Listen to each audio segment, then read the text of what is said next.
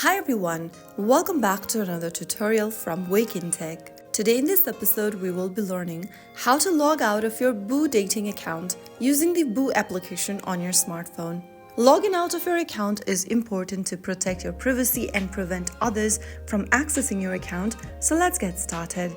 First of all, launch open the Boo application on your smartphone and make sure that you're inside the home page. From the home page, go to the top left corner and tap on the 3 horizontal menu button. From the expanded menu that pops up on the screen, scroll down and click on Settings. Under Settings, scroll down and look for My Account button and tap on it.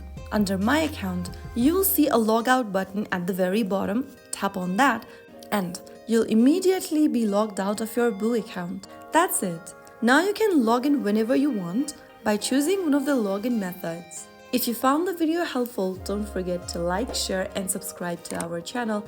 I will see you again in the next episode. Thank you for watching.